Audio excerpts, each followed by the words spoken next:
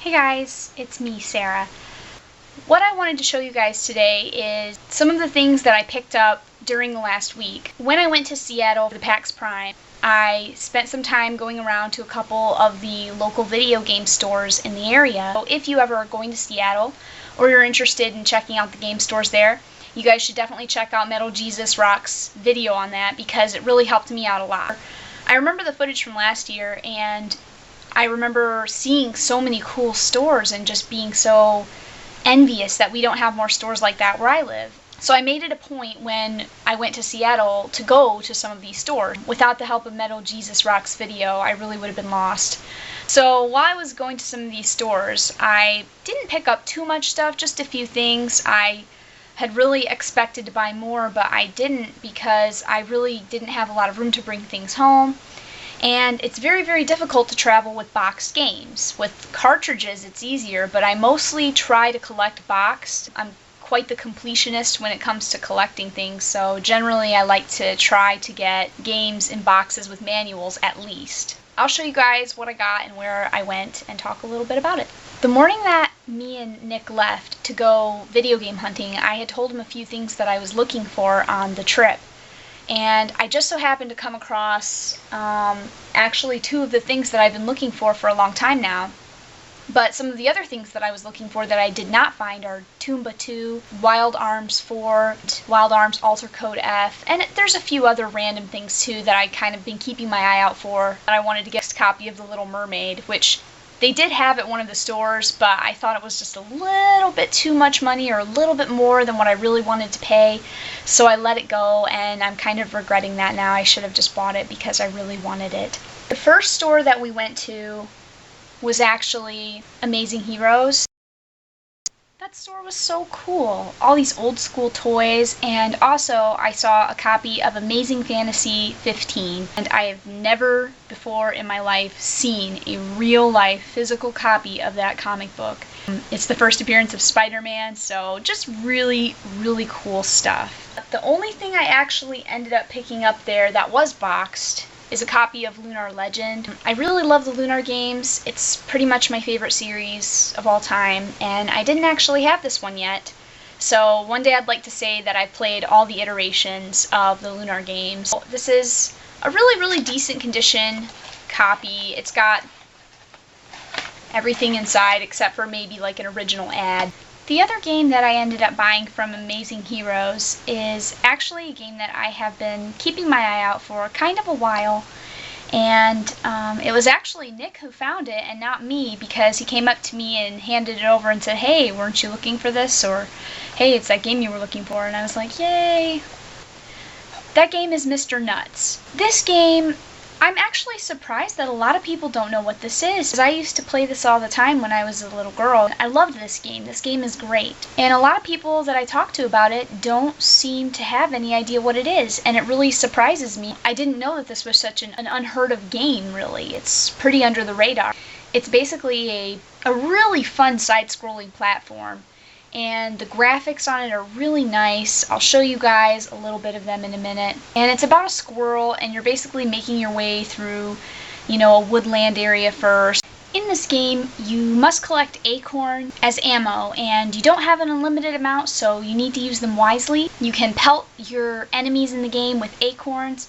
Mostly you're going to be jumping on them and jumping from place to place, which is why this is a platformer. And the difficulty on this game is actually surprisingly kind of difficult, especially as you get on into later levels. It can get a little hard.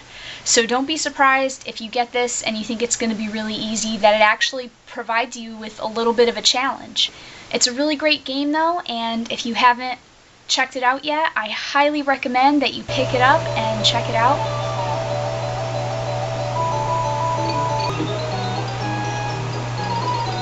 I hate these wheels. Piece of junk.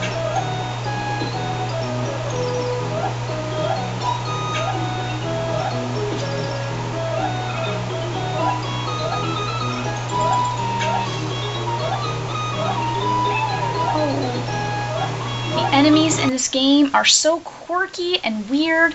There's little fairies, and there's a big giant spider as the first boss, and just all kinds of really interesting things going on in this.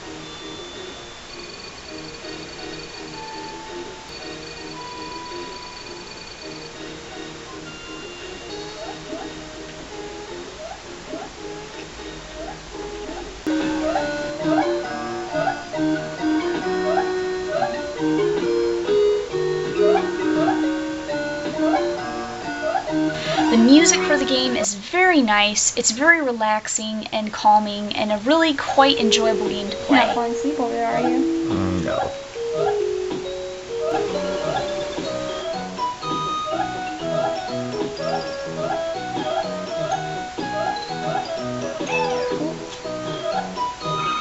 Oh, I hate these bees.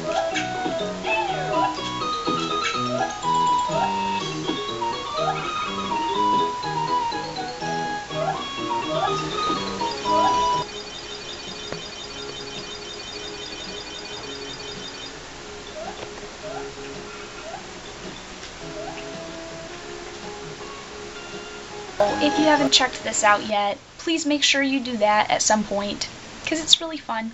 I just have really fond memories of playing this game. I used to play this game all the time, and I had to get rid of it because we had moved around so much that I really didn't get to hold on to anything, so I'm really happy that I have this again to play.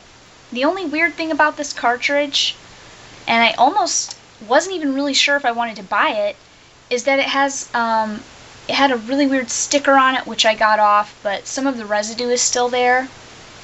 And it's got a really weird, like, Nintendo promotional sticker on it, so I'm really not sure what's up with that. Me and Nick decided we thought it was cool, so I'm really happy that I picked this up. It was only $12 at Amazing Hero. They really gave me a good deal on it, so yeah. The other stores that we went to, we did go to a Play and Trade in Kirkland, which was nearby Amazing Heroes, but we only popped in there for just a little bit. And the next store that we went to was Another Castle, which I love the name of that store. The people in there were really, really, really nice. They had actually a decent selection of guides for games and a lot of different stuff in there. I saw a copy of Albert Odyssey for the Sega Saturn, and I really wanted to buy it, but it didn't have a manual and it wasn't in perfect shape, but it's cool that they had it there anyways. And the thing that I ended up buying from Another Castle is Donkey Kong Country 2, and I don't have that many boxed Super Nintendo games yet, so I thought that this box was in really nice shape. And the really nice thing about it is that when I bought the game, I was asking the guy if they had any more copies in the back, and he actually went back there and dug around and found all the different copies, all the different cartridges that they had for Donkey Kong Country 2. And he let me look through them and pick out which cartridge looked the best, and this one just about looks perfect. I mean, it has a fine line, like right over here, just one little one. And other than that, this game looks pretty much perfect, so it was really nice of him to do that for me. I really appreciated it. And it also came with the instruction manual, of course. I just really love how they used to do instruction manuals for games with these bright, nice colors. Really cool. They would always put the story in the front. I mean, look at this story. It's 2 pages long of just story information about why you're playing the game and what the point of playing the game is. And this is actually really funny to read. A lot of really funny stuff in this. I like how Cranky is always making fun of the game and insulting it and criticizing it. It's really funny stuff. But look at these lovely, really nice color pages for the characters. Really, really nicely well designed. I really miss Rareware. They used to put out some really great stuff. The next 2 stores that we went to, we actually just went to sort of last minute, I would say, because we really weren't sure where they were. And I had kind of an idea, because I didn't write them down specifically, but I kind of had an idea that they were in the University District. So we drove to the University District and sort of just looked around hoping to run into them. And we went to the Pink Gorilla in the University District. And there I got a Nintendo Power. The first thing that really appealed to me on this was actually the DuckTales on the cover. And I just thought that this was a really cool looking magazine. I did look at the date on it, and it is 1989. It's really neat to see all these old ads and things like that. I think that these old Nintendo Powers are really cool to look at, especially if they have games in them that you really like. And since DuckTales is one of my very favorite Nintendo games, I had to get this. It's got some really nice playthrough type guide of the levels, and it actually shows you a lot of the information about the layout of the levels that you play. And this was back when Nintendo Power actually made really decent guides, like little mini guides inside their magazine, and this just goes on for pages, you know. They just dedicate like 5 or 6 full color pages to all this different information all about DuckTales. It also has Dragon Warrior in it, which I thought was really cool as well. Just look at these really nice pages and how colorful Nintendo Power used to be. It's really quite a pleasure to flip through these old magazines like this.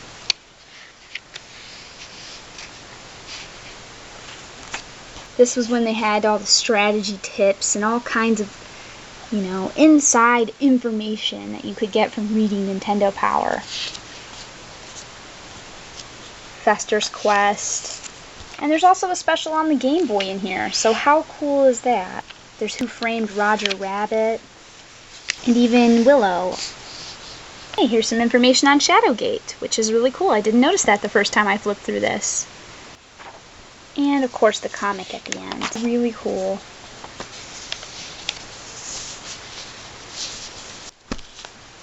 And my very, very favorite store that we went to is actually Ales Games and Music. And I really liked that store a lot. It had a real, like MetalJesusRock said, a real pawn shop feel to the place where you could just kind of look through a bunch of different things and find a treasure here or there. They had a lot of really cool stuff on display, really interesting stuff in the store. And one of the things I found there that I was really looking for a long time is actually a game called Claymates for the Super Nintendo. And this is another really quirky, weird platformer, and I just love platformers. I've got to say, they're probably, they're either my very favorite or my second favorite type of games. I love platformers so much. And the difficulty on this game is pretty hard. The box isn't in perfect shape, but I'm just glad that they had a boxed copy at all. It came with everything, you know, that is original. It came with the cardboard insert, it came with the cartridge, of course, and also a somewhat beat up instruction manual, but at least they had one. The cartridge for this game honestly looks like it hasn't been played at all. I'm so happy that I have this. The really great thing about it is that their prices were very, very, very fair. This game, boxed with instructions and everything, was only $12. So I couldn't believe the prices that were in all of these stores near the area. I mean, all of the prices in the stores were all very, very reasonable. So I was just floored that I found this. Especially nice is that it has the holographic label on it. And a lot of times when I see these online, they actually don't have the label, and this has fallen off because it's just been glued on. And it was kind of funny because when I was in the store, I was like, oh, cool. And then I heard this sound behind me on the floor, and I turned around and looked, and the little label had fallen off right while I was holding it. So I did kind of gently glue it back on. So it's not perfect, but I'm just glad that it's there at all. This game is a really excellent platformer. You get to transform into different animals, and that's how you make it through the levels. And I think that that's a really fun concept. The graphics in it are very colorful and bright, and that very much appeals to me. In this game, you're a boy named Clayton who has been transformed into a ball of clay. And so pretty much in the beginning of the game, all you can do is punch with your fist and roll around and jump around.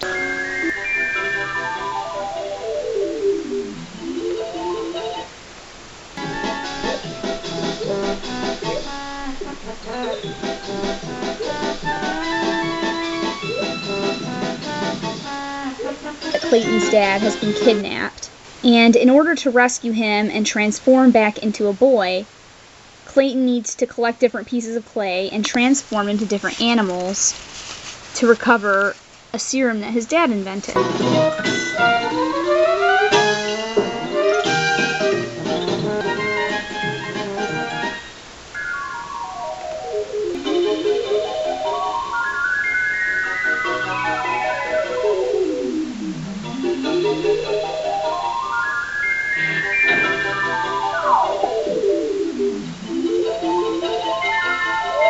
But you can collect different pieces of clay in the game, and you can turn into different animals. Muckster the cat, Uzi the mouse, Goopy the fish, Globmeister, which I always call him a hamster, but this is actually a gopher, or Dodo the duck, or bird. All the animals have different abilities. Muckster can climb trees and get to areas that other animals can't, and he can also smack at things with his claws.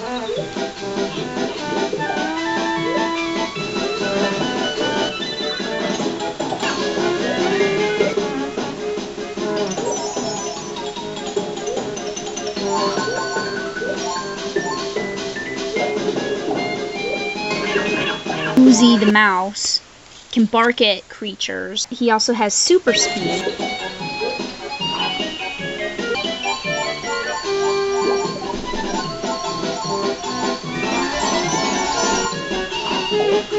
Goopy the fish can swim and blow bubbles at your foes.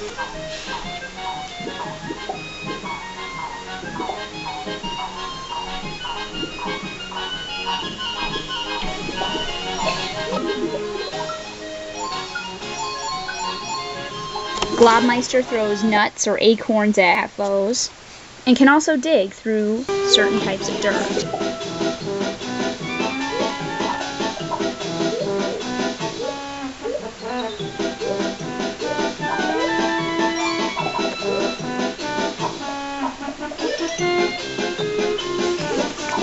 And Dodo, very similar to like a tanuki type suit, can actually fly if you get a running head start, and then you can flap your wings. He can also peck at foes as well.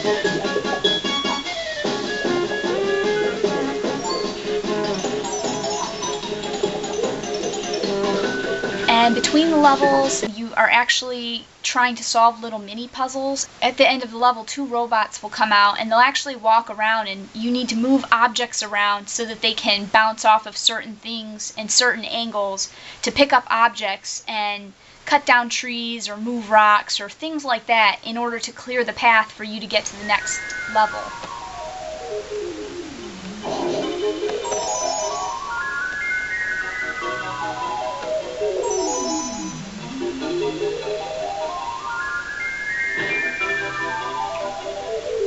And I just like the weirdness of the game. I mean, so much of this game is very weird. The bonus levels are all really weird. There's one part where if you get enough for this bonus, you actually it's almost like you're inside of a pinball machine, and your ball of clay is kind of bouncing all over the place inside of the pinball machine, and you're trying to rack up extra lives. You jump up at the end of each level to get a new letter for clay, and if you spell out clay, you get a bonus.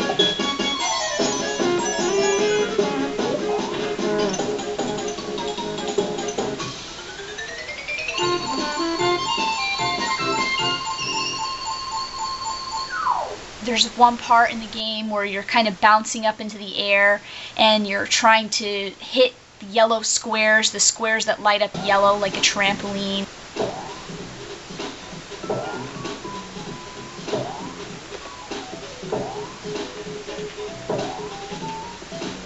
The bosses in the game are really weird. In the first big boss, it's going to be like a flying dog.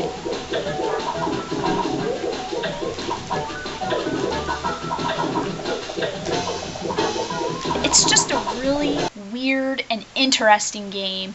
So I have to highly, highly recommend this to those of you who have never played this before.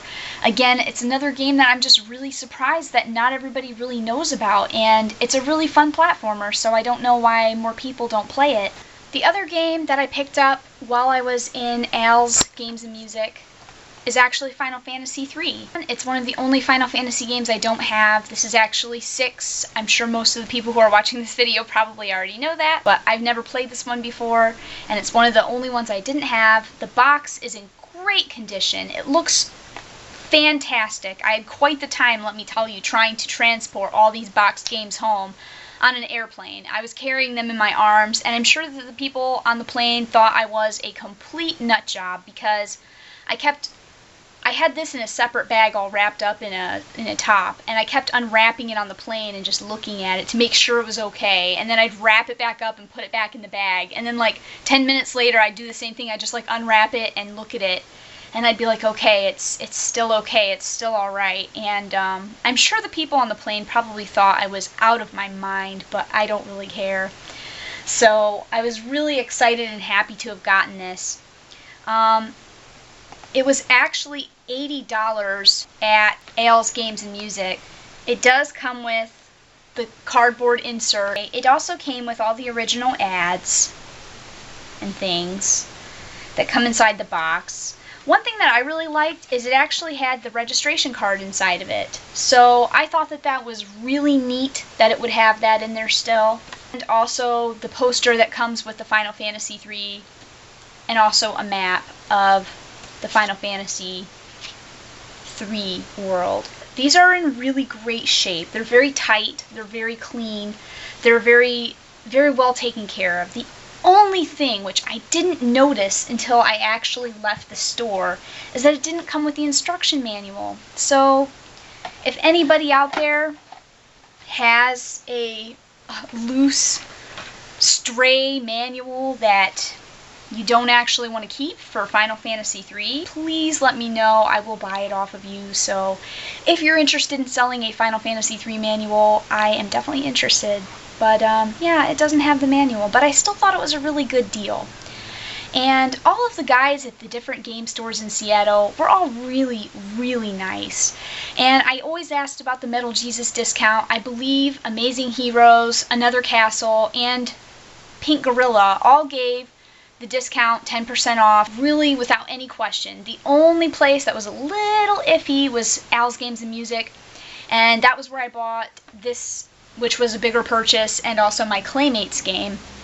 So I kind of started haggling with the guys a little, and I was like, oh, but you have to give me a discount. Metal Jesus brought you guys so much business with his video. You should give me some money off of these. So they actually got persuaded, and I got $5 off of this, so this was $75.